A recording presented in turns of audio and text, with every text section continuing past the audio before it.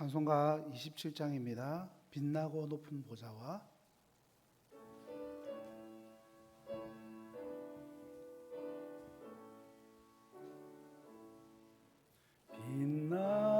빛나고 높은 보좌와 그 위에 앉으신 주 예수 얼굴 영광이 해같이 빛나네. 해같이 빛나네. 지극히 높은 위엄과 한없는 자비를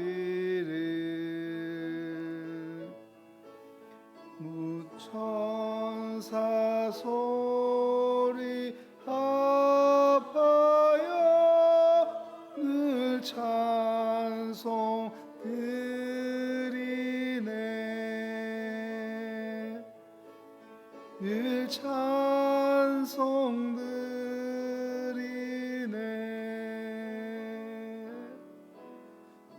영축을 나를 살리려 그 영광 떠나서 그 부끄러운 십자가 날 위해 지셨네. 날 위해 지셨네.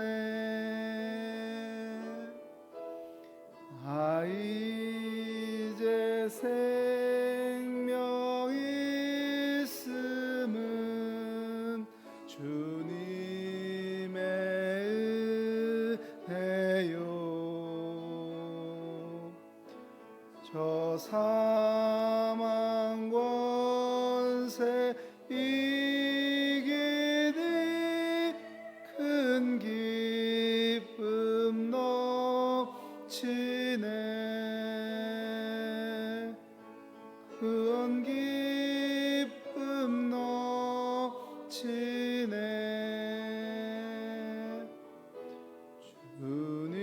주님의 보좌 있는데 천한 몸 이르러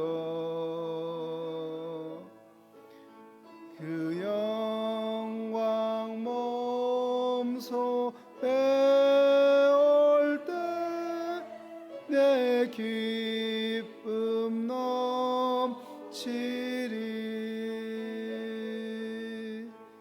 내 기쁨 넘치리.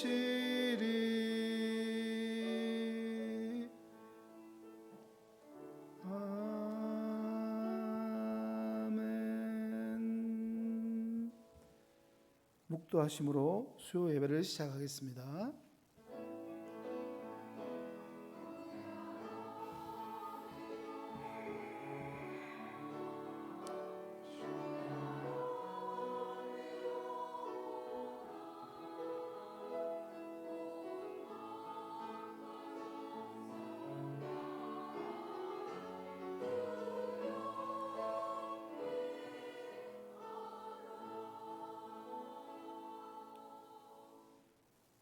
사랑과 은혜가 풍성하신 하나님 아버지, 지난 3일간의 시간 속에서도 그 세상의 소란함 가운데 저희를 눈동자와 같이 지켜주시고 마침내 거룩하고 복된 수요 예배 가운데 이 자리로 인도하여 주심에 참으로 감사를 드립니다.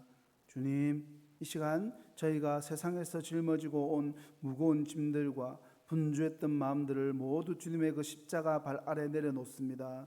저희의 입술로 드리는 찬양과 기도를 기쁘게 흠량하여 주시고 주님께만 시선을 고정하는 복된 시간 되게 하여 주시옵소서. 이 시간 신령과 진정으로 드리는 저희의 예배가 하나님께서 기뻐 받으시는 향기로운 산제사가 되게 하여 주시옵소서. 이제 살아계신 하나님의 그 말씀을 듣는 시간을 갖습니다. 주님, 저희의 귀를 열어 세상의 소음이 아닌 하나님의 그 세미한 음성을 듣게 하여 주시고, 굳게 닫혔던 저희의 마음문을 활짝 열어서 생명의 말씀을 새기게 하여 주시옵소서. 내 지혜와 내 경험을 의지하여서 스스로 왕도로 됐던 지난날의 그 교만함을 주님 이 시간 회개하오니, 오직 어린아이와 같이 순전하고 가난한 마음으로 말씀 앞에 겸손히 서는 저희 모두가 되게 하여 주시옵소서. 낙심해서 넘어진 자리에서 다시 일어설 새 힘을 얻게 하시고, 오직 예수 그리스도만이 내 삶의 유일한 길이요 진리요 영원한 왕이심을 뜨겁게 고백하는 은혜의 시간 되게 하여 주시옵소서. 이 모든 말씀 우리를 죄에서 구원하신 우리 주 예수님의 이름으로 기도합니다. 아멘.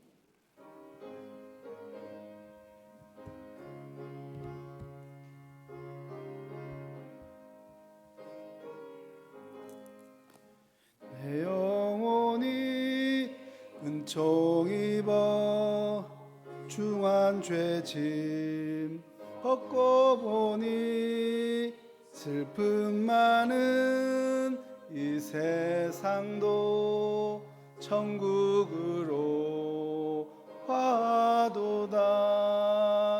할렐루야 찬양하세. 내 모든 죄 사함받고 주 예수와 동행하니, 그 어디나 하늘나라. 주의 얼굴 뵙기 전에 멀리 뵈던 하늘나라, 내 마음속에 이루어지니 날로 날로 가깝도다. 할렐루야 찬양하세. 내 모든 죄 사함받고 주 예수와 동행하니, 그 어디나 하늘나라. 높은 산이 거친 들이 초막이나 궁궐이나 내 주 예수 모신 곳이 그 어디나 하늘나라. 할렐루야 찬양하세. 내 모든 죄 사함받고 주 예수와 동행하니, 그 어디나 하늘나라.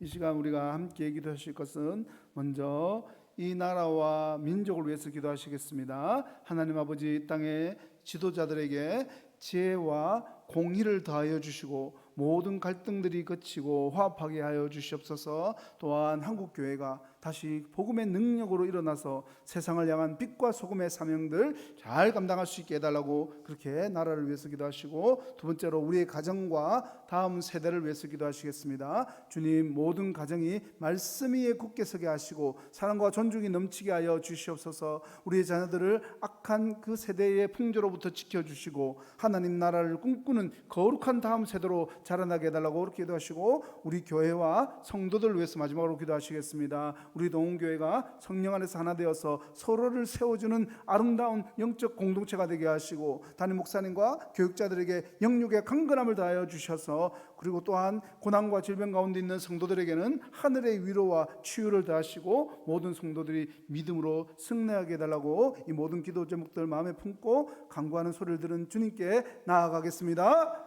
사랑과 은혜가 충만하신 하나님 아버지, 이 시간 간절히 기도하는 것은 이 나라와 민족을 위해서 기도합니다. 하나님 아버지, 이 땅의 지도자들에게 지혜와 공의를 다하여 주시고 모든 갈등이 그치고 화합하게 하여 주시옵소서. 한국교회가 다시 복음의 능력으로 일어나서 세상을 향한 빛과 소금의 사명들 잘 감당하게 하여 주시기를 간절히 바라고 남나이다. 무엇보다도 이 땅 가운데 회복의 은혜가 있게 하시고 치유의 은혜가 있게 하시며 하나님의 그 복음이 이 땅 가운데 다시 한 번 더 부릴 듯 일어날 수 있는 그런 은혜를 다하여 주시옵기를 간절히 바라고 남나이다. 특별히 주님, 이 나라 뿐만 아니라 우리의 가정과 다음 세대를 위해서 기도합니다. 주님, 모든 가정이 말씀에 굳게 서게 하시고 사랑과 존중이 넘치는 가정이 되게 하여 주시옵기를 간절히 바라고 남나이다. 아버지, 우리 자녀들을 악한 세대의 풍조로부터 지켜주시고 하나님 나라를 꿈꾸는 거룩한 다음 세대로 자라나는 은혜를 하여 주시옵소서. 특별히 우리 교회와 성도를 위해서 기도합니다. 우리 동교회가 성령 안에서 하나 되어서 서로를 세워주는 공동체가 되게 하시고 목사님과 교육자들에게 영육의 강건함을 다하여 주시옵소서.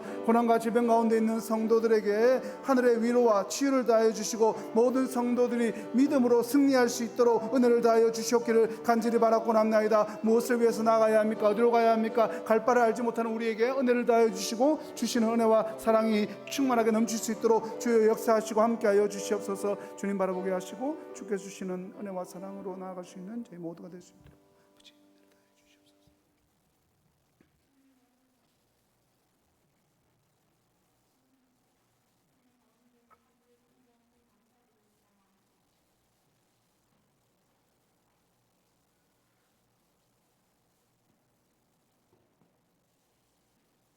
우리가 살아가는 모든 순간들이 주님의 은혜임을 알면서도 삶이 바쁘다는 이유로 주님을 잠시 잊고 살아가는 순간들이 너무 많음을 용서하여 주시옵소서. 세상은 너무 빠르게 변화하며 우리를 혼란스럽게 할 때도 있습니다. 그러나 변치 않는 주님의 사랑과 말씀 안에서 살아갈 수 있는 힘을 주시옵소서. 날마다 주님 우리 곁에 찾아와 주셔서 동행하여 주시고 말씀으로 우리의 인생길을 인도하여 주시옵소서. 그리하여 힘을 얻게 하여 주시고 주님의 자녀로 선택받은 은혜가 얼마나 큰 행복인지 깨닫게 해주시니 감사드립니다. 믿음을 가진 자로서 지혜롭게 주님 기뻐하시는 날들로 채워가는 인생이 되게 하나님 도와주시옵소서. 동원교회가 70주년을 맞이하였습니다. 지금까지도 인도해 주신 주님의 은혜 감사드리며 모든 성도님들이 한 영혼을 구원하는 데 더욱더 기도하며 힘쓰는 해가 되게 하나님 도와주시옵소서. 70주년을 맞아 계획하시는 일들 주님 알고 계시오니 주님 은혜 가운데 잘 진행되게 하여 주시옵소서. 또한 해외에서 선교하시는 선교사님들과 가족 모두 건강하게 지켜주시옵소서. 그곳에서 복음을 전하실 때 성령의 충만함으로 채워주셔서 많은 영혼들이 주님을 믿게 도와주시옵소서. 또한 에스더 선거대로 주님 축복하여 주시고 찬양으로 주님께 영광 돌릴 때 기뻐 받아 주시옵소서. 또한 이 시간 주님 목사님 말씀을 전하십니다.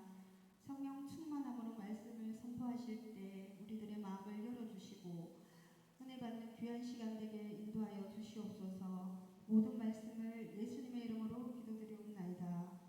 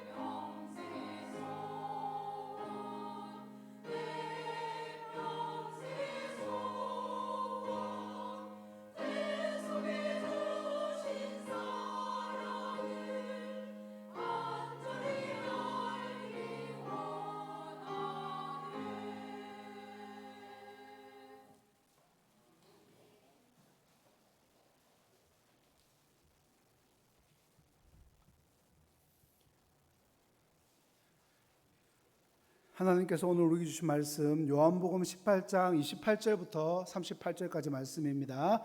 요한복음 18장 28절부터 38절까지 말씀 한 절씩 교독하고 마지막 같이 읽겠습니다.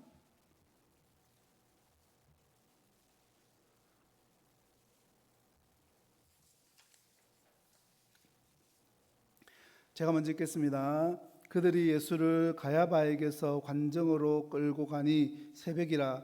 그들은 더럽힘을 받지 아니하고 유월절 잔치를 먹고자 하여 관정에 들어가지 아니하더라.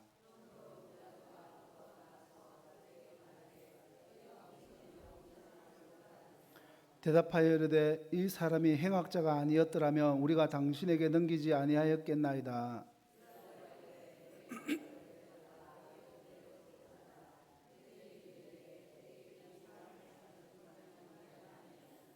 이는 예수께서 자기가 어떠한 죽음으로 죽을 것을 가리켜 하신 말씀을 응하게 하려 함이라.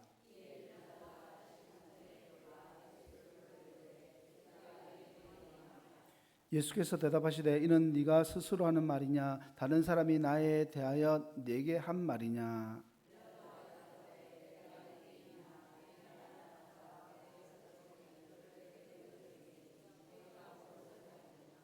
예수께서 대답하시되 내 나라는 이 세상에 속한 것이 아니니라. 만일 내 나라가 이 세상에 속한 것이었더라면 내 종들이 싸워 나로 유대인들에게로 넘기지 않게 하였으리라. 이제 내 나라는 여기에 속한 것이 아니니라.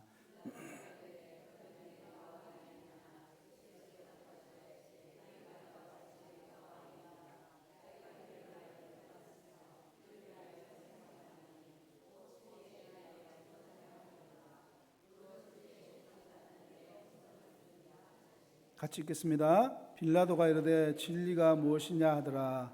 이 말을 하고 다시 유대인들에게 나가서 이르되 나는 그에게서 아무 죄도 찾지 못하였더라. 아멘. 지난 수요일 날 우리는 한 공간에서 동시에 벌어지는 두 개의 재판에 대해서 함께 말씀을 나눴습니다. 안에서는 이 종교적인 탐욕으로 가득 찬 안나스가 예수님을 신문했었고, 바깥들에서는 인간적인 두려움에 사로잡힌 베드로가 주님을 부인했습니다.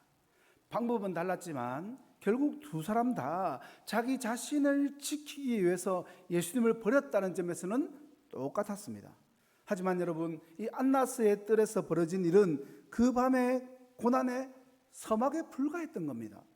요한복음은 잠시 침묵하고 있지만 다른 복음서의 말씀에 보면 주님의 고난이 계속되고 있는 것을 알 수가 있습니다. 주님은 대제사장 가야바에게로 끌려가셨고 그에게서 열린 불법 재판에서 이미 사형 선고를 받으셨습니다.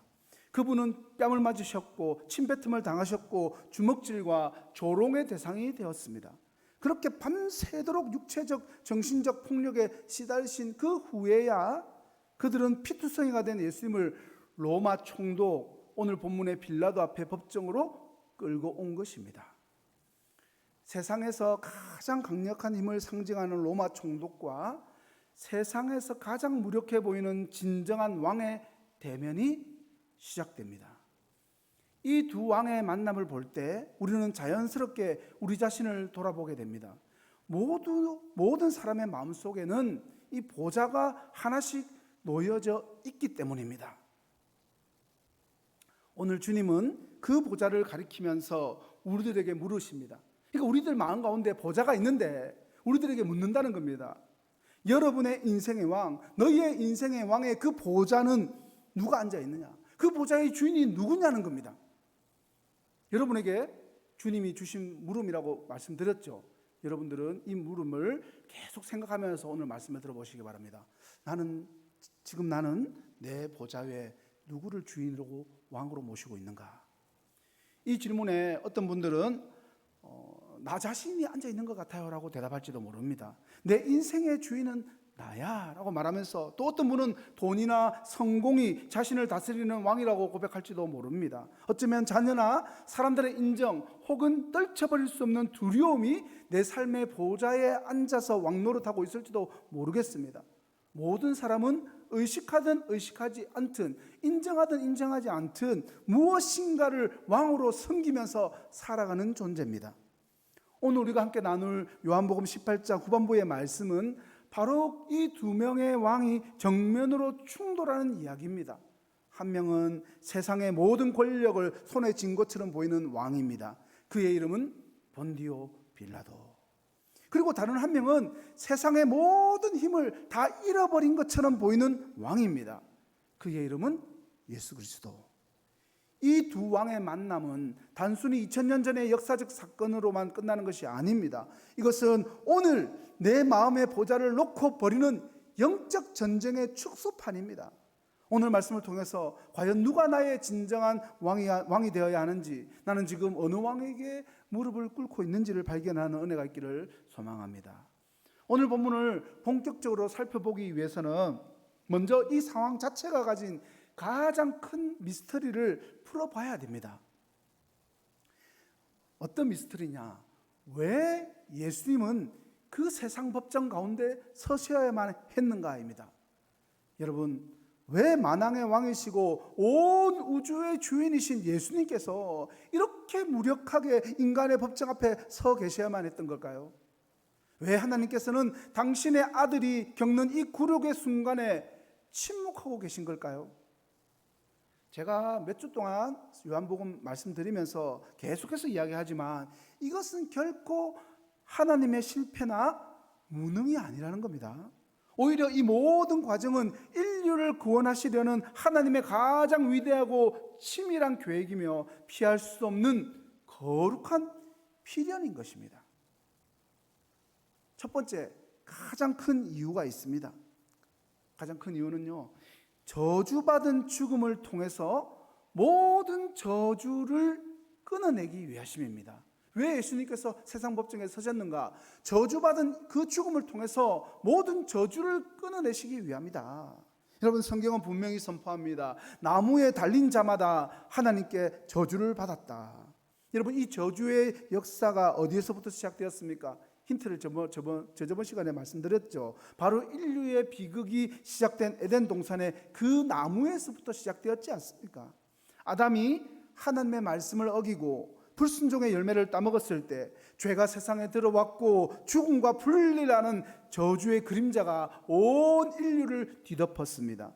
그런데 여러분 보십시오. 이제 두 번째 아담이신 예수님께서 친히 저주의 상징인 그 나무 십자가에 달리셨습니다.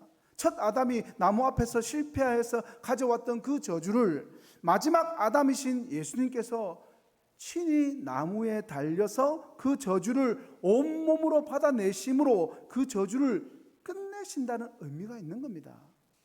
그분은 우리가 받아야 할 정죄와 우리가 겪어야 할 하나님과의 단절과 우리가 마셔야 할 진노의 잔을 대신 받으시기 위해서 스스로 저주 그 자체가 되셨습니다. 이 거룩한 필연을 통해서 저주받은 그 나무가 우리에게 영원한 생명과 축복이 흘러나오는 생명나무가 된 것입니다. 두 번째로 이 그리스도를 향한 거부를 통해서 인류의 죄악을 드러내시기 위함입니다. 이제 법정의 안팎에 있는 어떤 사람들의 부류를 한번 생각해 보시기 바랍니다. 지금 머릿속에 영화처럼 상상력을 많이 발휘하셔야 돼요. 법정입니다. 자, 그 주변에 둘러싸고 있는 인물들, 그들은 마치 인류의 죄악을 전시하는 박물관처럼 보입니다. 그곳에 가장 거룩한 척하고 있는 종교적인 위선이 있었습니다. 여러분 한번 생각해 보십시오. 죄 없는 사람을 죽이는 것이 더 큰 죄입니까? 아니면 이방인의 집에 들어가는 것이 더 큰 죄입니까? 답할 것도 없는 거죠. 밤새 예수님을 죽일 음모를 꾸민 대제사장들이 정작 유월절 규정은 지켜야 한다고 하면서 빌라도의 관정에 들어가지 않았다는 것입니다. 오늘 본문의 말씀이 나오지 않습니까? 죄 없는 예수님을 죽이려고 작당모의를 다 했던 그들이 눈에 보이는 이 율법 지키려고 관정에 안 들어가는 것, 바로 이것이 그들의 무서운 위선인 겁니다. 또한 그곳에는요, 진실을 알면서도 자기 자리를 위해서 눈을 감아버리는 정치적인 비겁함과 냉소주의가 있습니다. 예수님의 무죄를 알면서도 밀란을 두려워해서 진리를 외면하던 빌라도의 모습이 바로 그것입니다. 그리고 그곳에는 어제는 호산나를 그렇게 열렬히 외치다가 오늘은 십자가에 못 박아 버려라 라고 말하면서 이 소리를 지르는 대중의 그 무지함과 변덕이 있습니다. 잠시 후면 광장에 가득 찰 군중들의 모습이 바로 그것입니다. 중요한 것은 이 모습이 성경 속 2000년 전 그 장소에 있는 그 사람들만의 이야기가 아니라는 게 무서운 겁니다. 그들의 그 모습 속에서 우리의 모습이 보이기 때문입니다. 여러분, 혹시 내가 가진 신앙의 잣대로 다른 사람의 믿음을 함부로 재단하고 마음속으로 정죄한 적은 없습니까? 대제사장들의 모습입니다. 또 직장에서 아니면 사업을 하다가 손해를 볼까 봐 두려워서 친구들 사이에서 좋은 관계를 잃기 싫어서 그리스도인으로서 마땅히 해야 할 말을 입 밖으로도 꺼내지 못하고 침묵한 적은 없습니까? 빌라도의 모습입니다. 세상 사람들이 다 그렇게 한다는 이유로 이 정도는 괜찮겠지 하면서 하나님의 말씀보다 사람들의 목소리를 더 크게 듣고 그들의 목소리를 따랐던 적은 없습니까? 군중들의 모습입니다. 주님께서 로마 법정에 서신 이유는 바로 이것입니다. 죄로 특정 민족이나 특정인들만의 문제가 아니라 죄는 온 인류의 문제이며 바로 나의 문제라는 사실을 우리 앞에서 명백히 보여주시기 위해서 그 십자가 위에 서셨던 겁니다. 예수님의 십자가는 단순히 유대인들의 죄 때문도 아니고 로마인의 죄 때문도 아닙니다. 그것은 바로 나의 교만과 나의 비겁함과 나의 변덕 때문에, 우리 모두의 죄 때문에 세워진 겁니다. 이 사실 앞에 우리는 모두 죄인으로 설 수밖에 없습니다. 그러나 사랑하는 성도 여러분, 절망하지 마십시오. 바로 그 죄인들을 위해서, 바로 저와 여러분을 위해서 왕께서 그 법정에 서셨기 때문입니다. 자, 이제 장면을 좀 바꿔볼 텐데요. 세상 왕으로 대변되는 빌라도가 누군지를 한번 살펴보겠습니다. 예수님께서 지금 빌라도와 단둘이 마주하게 되죠. 우리는 종종 복음서를 읽다 보면 이 복음서에 나오는 빌라도의 모습 때문에 빌라도에게 묘한 연민 같은 마음을 갖기도 합니다. 저는 지금도 한 번씩 생각할 때가 있는데, 사도신경을 우리가 매번 모든 성도들이 그렇게 예배 때마다 되뇌일 때마다 빌라도는 지옥에서 진짜 지옥 같겠다 그런 생각을 했습니다. 어떻게든 예수님을 풀어주려고 애쓰는 고뇌하는 권력자의 모습처럼 보이기 때문이죠, 오늘 본문을 보면. 그러나 역사의 정언은 그 가면 뒤에 숨겨진 전혀 다른 진짜 본질적인 빌라도의 모습을 우리들에게 보여줍니다. 이 역사가 요세푸스가 기록한 그 내용을 따라보면 빌라도는 결코 지혜롭거나 신중한 통치자가 아니었습니다. 오히려 그는 부임 첫날부터 유대인들의 영혼에 불을 지른 무모한 인물이었습니다. 유대인들이 그토록 혐오하는 황제의 얼굴이 새겨진 군기를 들고 거룩한 성 예루살렘으로 행진을 했고, 성전 창고에 손을 대서 수로를 건설하려다가 거대한 폭동을 유발하기도 했습니다. 심지어 성전에서 제사를 드리던 갈릴리 사람들을 학살하는 끔찍한 만행을 저지르기도 했습니다. 그는 지혜의 칼이 아니라 폭력의 망치로 다스리던 잔혹하고 무모한 정치 폭력배에 가까웠던 인물입니다. 바로 이 지점에서 우리는 질문을 해야 됩니다. 왜 그렇게 잔혹하고 그렇게 자기 정치 생명에 집착하던 빌라도가 유독 이 갈릴리에서 온 이름 없는 죄수 앞에서는 왜 그렇게 지금 주저하고 유약하고 또 여린 모습을 보이고 있는가 하는 것입니다. 어쩌면 갑자기 생겨난 양심 때문에 그런 걸까요? 아니면 예수님의 거룩한 위엄 앞에서 그의 얼음장 같은 그 심장이 녹아내렸기 때문일까요? 아니죠. 여러분, 진실은 그것보다 훨씬 더 현실적이고 그래서 훨씬 더 비극적입니다. 빌라도는 진리와 씨름한 것이 아니라 자신의 정치적인 경력과 씨름을 하고 있었던 겁니다. 그의 머릿속은 복잡한 계산으로 가득 차 있었습니다. 법률가로서의 양심은 법적으로 딱 따져봤을 때 이 사람은 무죄다라고 그렇게 외치고 싶었죠. 그런데 정치인으로서는 생존의 본능에 있으니까 저 유대인을 자극했다가는 폭동이 일어날 것이다라는, 폭동이 일어나면 내 목이 안전하지 못할 것이다라고 속삭이고 있었던 겁니다. 그의 저울 한쪽에는 이름 없는 한 죄수의 목숨이, 다른 한쪽에는 자신의 화려한 경력과 권력과 미래 전체가 놓여져 있었던 것입니다. 결국 빌라도에게 이것은 정의의 문제가 아니었습니다. 철저한 손익계산서의 문제였습니다. 그는 예수님의 눈을 들여다본 것이 아니라 로마에 있는 황제의 눈치를 보고 있었습니다. 이것이 바로 세상의 왕이 가진 비극적인 한계입니다. 자, 이제 이 냉혹하지만 두려움에 사로잡힌 세상의 왕 앞에 진리의 왕이 서 계십니다. 팽팽한 침묵을 깨고 빌라도가 그 예수님께 이렇게 묻습니다. 네가 유대인의 왕이냐? 여러분, 이 질문은 신학적인 질문이 아닙니다. 이것은 너는 로마에 대항하는 반역자인가? 라는 정치적인 함정이 가득한 질문입니다. 그러나 예수님께서는 그 함정에 빠지지 않습니다. 오히려 그 질문을 날카로운 수술칼처럼 사용해서 심판관의 그 영혼을 향해서 되물으시는 거죠. 이는 네가 스스로 하는 말이냐? 다른 사람들이 나에 대해서 너에게 한 말이냐?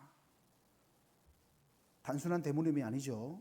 이것은 심판석에 앉은 빌라도를 피고인석으로 끌어내리는 영적인 거울입니다. 주님은 묻고 계십니다. 빌라도요, 지금 이 재판은 너의 신념과 양심에 따른 판결인가? 아니면 저 밖에 아우성에 떠밀려서 어쩔 수 없이 진행하는 비겁한 정치쇼에 불과한가? 너는 지금 진실을 찾고 있는가? 아니면 그저 소란을 잠재울 희생양을 찾고 있는가? 그리고 오늘 이 질문은 2000년의 시간을 뚫고 우리들 각자의 영적인 거울 앞으로 우리를 데려가는 질문입니다. 너의 믿음은 너의 것이냐? 아니면 남들이 만들어준 것이냐? 여러분의 신앙은 모태로부터 물려받은 익숙한 습관입니까? 아니면 광야 같은 인생길에서 주님을 인격적으로 만나서 터져나오는 살아있는 고백입니까? 빌라도의 믿음은, 남의 간정에 기댄 신앙은 위기의 바람이 불면 먼지처럼 날아가 버립니다. 주님은 오늘 우리 자신의 그 진실된 고백을 듣기를 원하십니다. 주님은 이어서 그 당신의 왕국, 그 신비로운 나라에 대해서 설명을 하십니다. 내 나라는 이 세상에 속한 것이 아니다 라고 분명히 말씀하십니다. 이 말씀은 그 나라가 저 멀리 현실과 동떨어져 있다는 의미가 아닙니다. 그 나라의 운영 원리가 이 세상하고 완전히 다르다는 걸 말씀하시는 겁니다. 이 세상 나라의 화폐는 금과 은이지만 주님의 나라의 화폐는 은혜와 긍휼입니다. 세상 나라의 무기는 칼과 창이지만 주님의 나라의 무기는 용서와 사랑입니다. 세상 나라의 왕자는 상아와 황금으로 만들어지지만 주님 나라의 왕자는 거칠고 피 묻은 십자가의 나무로 만들어졌습니다. 세상의 그 꼭대기에서 시작해서 아래로 군림하는 것이 아니라 세상의 가장 낮은 말구유에서 시작해서 온 세상을 섬김으로 전복하는 완전히 거꾸로 된 나라입니다. 마침내 죄수의 옷을 입은 왕께서 가장 위대한 선언을 하십니다. 37절 말씀 한번 보세요. 네 말과 같이 내가 왕이니라. 무릇 진리에 속한 자는 내 음성을 듣느니라. 사랑하는 성도 여러분, 이 경이로운 장면을 한번 생각해 보십시오. 지금 주님은 자신을 변호하고 계신 것이 아닙니다, 여러분. 오히려 죽음으로 무너질 운명을 가진 그 비겁한 왕, 자신의 정치 생명만 걱정하는 그 연약한 영혼을 향해서 영원한 생명이 있는 진리의 왕국으로 들어오라고 마지막 초청장을 지금 내밀고 있는 겁니다. 초청장을 내밀고 있다니까요, 여러분. 생명의 왕께서 영원한 나라의 초청장을 내미셨을 때 역사의 모든 숨결이 멈춘 듯한 그 순간, 그 영광스러운 초청 앞에 빌라도는 지금 뭐라고 대답했습니까? 그는 아마도 깊고 깊은 한숨을 내쉬었을 겁니다. 그리고 차가운 냉소와 영적인 피로감이 섞인 목소리로 한마디를 내뱉었습니다. 진리가 무엇이냐? 사랑하는 성도 여러분, 이 빌라도의 질문은 진리를 향한 목마름에 있는 어떤 구도자의 질문이 아닙니다. 이것은 영원한 생명의 문을 자기 손으로 닫아버리는 쾅 하는 그 소리와 같은 겁니다. 인류 역사상 이보다 더 큰 비극이 어디 있겠습니까? 길이요 진리요 생명이신 분께서 바로 그의 코앞에 서 계셨지만 그는 영적인 소경이 되어서 진리를 알아보지 못하고 스스로 등을 돌려버렸습니다. 그는 자신의 작은 왕국을 지키기 위해서 온 우주를 다스리는 왕을 내어준 것입니다. 그러나 바로 그때 역사의 무대 뒤편에 일하시는 하나님의 거대한 역설이 시작됩니다. 진리를 쓰레기처럼 되져버린 빌라도가 이제 문을 열고 밖으로 나가서 군중들에게 인류 역사상 가장 중요한 진실 중에 하나를 공식적으로 선포를 해야만 했습니다. 그는 이렇게 선포하죠. 그 모든 사람들 앞에 나가서 나는 그에게서 아무 죄도 찾지 못하였노라. 바로 이것이 이 장면을 지켜보는 우리를 더 슬프게 하는 지점입니다. 빌라도는 진리를 알았지만 자신의 정치적인 생명과 안위 때문에 그 진리를 선택하지 않고 버렸다는 겁니다. 영화 밀양을 대부분 다 보셨을 겁니다. 그리고 밀양의 이야기들을 설교 중에도 많이 들어보셨을 텐데요.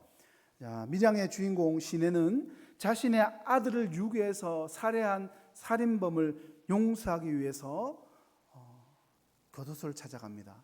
신앙의 힘으로 살인범을 용서할 수 있는 그 마음을 주셔가지고 진짜 내가 살인범 그래 용서하겠다 그 말을 하고 싶어가지고 그녀는 이렇게 하죠. 하나님의 사랑으로 당신을 용서하겠습니다 라는 정말 은혜롭고 고상한 말을 마음 깊이 준비하고 갔습니다. 내가 그 사람 앞에 가서 이 말을 꼭 해야 되겠다, 은혜로운 말이잖아 하고 이렇게 갔습니다. 그런데 막상 만나게 된 살인범이 얼굴이 너무 평온한 겁니다. 그리고 그녀가 말하기도 전에 그가 먼저 이렇게 말하죠. 저도 이곳에서 하나님을 믿게 되었습니다. 하나님께서 이미 제 모든 죄를 용서해 주셨습니다. 그 말을 듣는 순간 시내는 무너져 내립니다. 자신이 하려고 했던 용서라는 고귀한 행위가 가해자에 의해서 무력화되었기 때문입니다. 그녀는 그때부터 하나님을 향해서 분노하면서 저항하기 시작합니다. 그녀는 용서라는 진리를 알았지만 그 진리가 자신의 상처와 고통을 뛰어넘는 것을 견딜 수 없었던 겁니다. 빌라도가 자신의 정치 생명 때문에 진리를 버렸다면 시내는 자신의 그 깊은 상처와 분노 때문에 하나님이라는 진리를 거부한 것입니다. 이처럼 우리는 때로는 나의 이익뿐만 아니라 나의 깊은 상처와 아픔 때문에 진리이신 주님을 외면하기도 합니다. 주님, 다른 건 다 모두 다 순종하겠는데 이 사람을 용서하는 것만큼은 못하겠습니다. 때려주기도 못하겠습니다. 하나님, 다른 건 다 믿겠는데 제 삶에 일어난 이 고통의 의미는 도저히 저는 받아들일 수가 없습니다.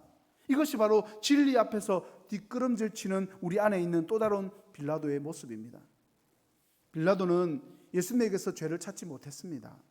그는 예수님이 왕이라는 말씀을 듣고 그 앞에 무릎을 꿇을 기회가 있었습니다. 그러나 그는 그리스도의 음성에 순종하지 않았지요. 그는 진리와 불의 사이에서 위험한 중립을 선택을 했습니다. 하지만 기억하십시오. 불타는 집 앞에서 중립은 없습니다.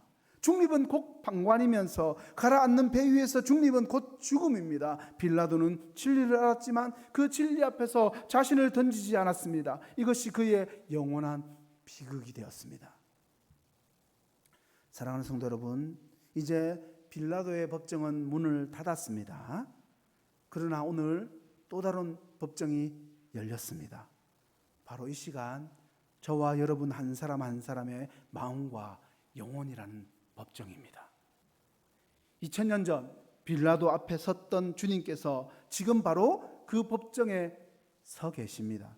그리고 여러분의 눈을 깊이 들여다보시면서 인류 역사상 가장 중요한 질문을 동일하게 던지십니다. 너는 나를 누구라 하느냐? 나는 너의 왕이냐? 내가 너의 왕이 맞느냐? 이 질문은 단지 믿지 않는 사람들에게만 향하는 것이 아닙니다. 오늘 이 질문은 이미 오래전 주님을 나의 왕으로 고백한 저와 여러분에게는 더 날카롭게 날아드는 비수 같은 질문인 겁니다. 세상 믿지 않는 사람들은 이 질문 들어도 어쩌면 아이고 그냥 알아서 하세요라고 할지 모릅니다. 이 질문은요, 우리에게는 비수 같은 질문이 되어야 하는 거죠. 바로 그렇기 때문에 우리는 더 정직하게 우리 스스로에게 물어볼 수 있어야 합니다. 혹시 우리의 신앙이 주님과의 그 뜨거웠던 첫 만남에서 비롯된 살아있는 고백이 아니라 그저 수십 년 동안 들어서 익숙해져 버린 이야기가 되어버리지는 않았는지 말입니다. 그래서 주일에는 분명히 주님이 왕이신데 막상 평일의 삶 속으로 돌아가 보면 그 왕자에 주님의 이름만 걸어놓고 실제로는 내가 왕 노릇하고 있지는 않는지, 또 세상을 내 자녀를 왕으로 만들어 놓고 따르고 있지는 않는지 말입니다. 때로는 영화 밀양의 주인공처럼 도저히 이해할 수 없는 고통과 용서할 수 없는 상처 때문에 하나님이라는 진리를 거부하고 있지는 않습니까? 주님, 다른 건 다 순종하겠는데 이것만큼은 제 뜻대로 하겠습니다 라고 말하고 있다면 왕의 자리를 찬탈하고 있는 겁니다. 우리는 착각하지 말아야 합니다. 빌라도는 자신이 예수님의 운명을 쥐고 있다고 생각했지만 사실 그 순간 자신의 영원한 운명이 결정되고 있었던 거죠. 마찬가지로 우리 삶의 문제들을, 심지어 나의 깊은 상처까지도 내 손으로 쥐고 내가 어떻게 해보겠다고 생각하는 그 순간 우리는 사실상 왕이신 주님의 통치를 거부하게 되는 것입니다. 그러나 그가 십자가에 못 박았던 죄수 예수는 어떻게 되셨습니까? 그 사망의 권세를 깨뜨리고 부활의 첫 열매가 되셨으며 지금 이 순간에도 하늘과 땅의 모든 권세를 가지신 만왕의 왕으로서 살아계신 주님으로 온 우주를 다스리고 계십니다. 그러므로 오늘 우리의 결단은 이것입니다. 내 삶의 보좌를 뻔뻔하게 차지하고 앉아있는 그 거짓된 왕들을 다시 한번 끌어내리시기 바랍니다. 내일 일을 미리 걱정하면서 하나님의 신실하심보다 앞서가는 염려라는 그 이름의 왕을 끌어내리십시오. 내 것만을 주장하면서 이웃의 아픔을 외면하게 만드는 이기심이라는 이름의 폭군도 끌어내리십시오. 하나님의 용서를 믿지 못하게 가로막는 상처와 분노라는 이름의 견고한 성을 무너뜨려 버리십시오. 그리고 더 많이 갖고 더 많이 높아져야만 하고 그렇게 해야만 행복할 수 있다고 우리들에게 속삭이는 세상의 성공과 돈이라는 그 이름의 강력한 우상을 다시 한번 십자가에 못 박고 십자가 앞에 복종시켜 버리십시오. 그리고 그 빈자리에 진리의 왕이신 예수 그리스도를 나의 모든 것의 주인으로 오늘 다시 모셔드리기를 간절히 소망합니다. 이제 우리의 이 결단을, 우리의 진심을 담아서 찬양으로 올려드렸으면 좋겠습니다. 세상의 다른 왕들에게 나누어 주었던 우리의 마음을 거두어서 오직 한 분 왕이신 나의 하나님께 온전한 경배와 찬양을 함께 드리겠습니다. 왕이신 나의 하나님 함께 고백하겠습니다.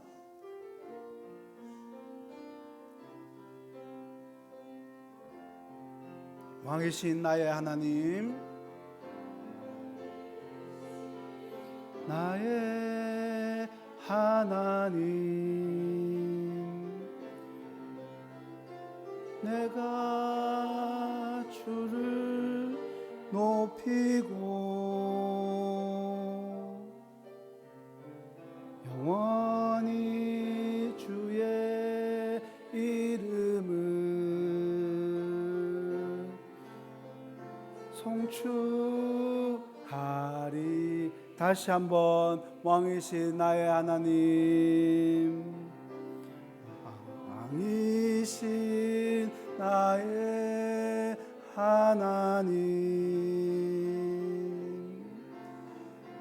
내가 주를 높이고 영원히 주의 이름을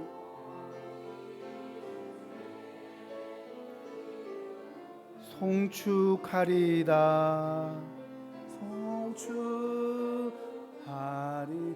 다시 한번 우리의 목소리로 왕이신 나의 하나님 고백하겠습니다. 왕이신 나의 하나님, 내가 주를 높이고 영원히 주의 이름을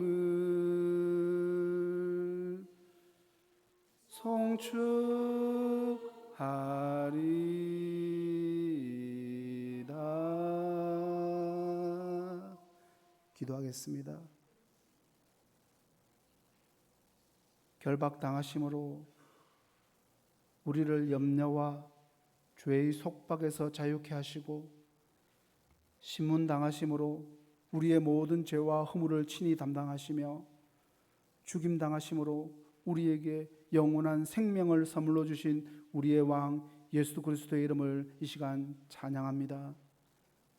오늘 우리가 눈물로 또 결단으로 드린 이 찬양의 고백이 잠시 뜨거웠다가 식어버리는 감정의 고백으로 끝나지 않게 하시고 이 예배당 문을 나서는 순간 사라져버리는 공허한 맹세가 되지 않게 하여 주시옵소서. 내 안에 작은 빌라도가 속삭일 때마다 오늘 들은 말씀을 기억하게 하시고 십자가 지신 왕의 사랑을 떠올리게 하셔서 담대하게 진리를 선택하는 믿음의 용기를 허락하여 주시옵소서. 매일의 삶 속에서 주님만을 우리의 왕으로 높이며 그 통치 아래 살아가는 복된 주의 백성들 다 될 수 있도록 주님 도와 주시옵소서. 이 모든 말씀 살아계신 예수님의 이름으로 기도합니다. 아멘.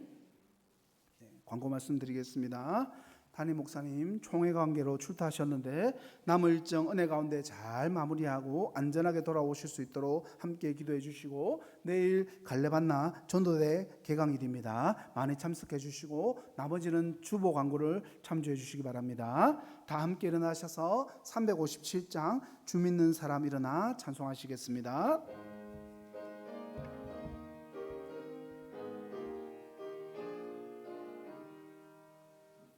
주 믿는 사람 일어나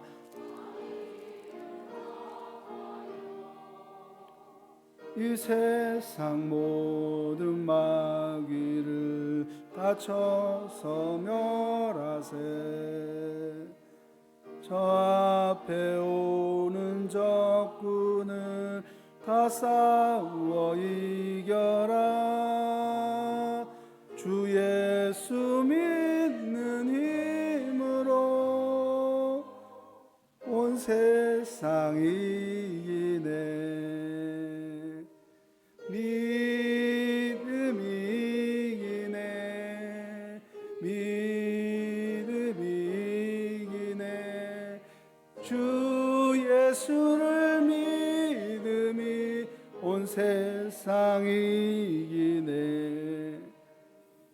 온 인류 마귀 괴율로 큰 죄에 빠지니 진리로 띠를 띠고서 늘 기도 드리세. 참 믿고 의지하면서 겁없이 나갈 때 주 예수 믿는 힘으로 온 세상 이기네. 믿음이 이기네. 믿음이 이기네. 주 예수를 믿음이 온 세상 이기네. 끝까지 이긴 자에게 흰 옷을 입히고 또 영생복을 주시니 참 기쁜 일일세. 이 어두운 세상 지나서 저 천성 가도록 주 예수 믿는 힘으로 온 세상 이기네. 믿음이 이기네. 믿음이 이기네. 주 예수를 믿음이 온 세상 이기네. 이제는 우리를 위해 친히 신문당하심으로 우리의 모든 죄를 사하여 주신 우리 왕 예수 그리스도의 은혜와 우리를 어둠의 왕국에서 빛의 왕국으로 옮기신 하나님 아버지의 무한하신 사랑하심과 우리에게 새 힘과 지혜를 주시는 성령 하나님의 내주하시고 교통하심이 오늘 말씀을 마음에 새기고 세상 속에서 하나님 나라의 백성으로 살아가기를 결단하는 사람 모든 주의 성도들 위해 삶의 걸음 위에 그리고 그 가정과 자녀들 위해 이제로부터 영원토록 함께 있을지어다.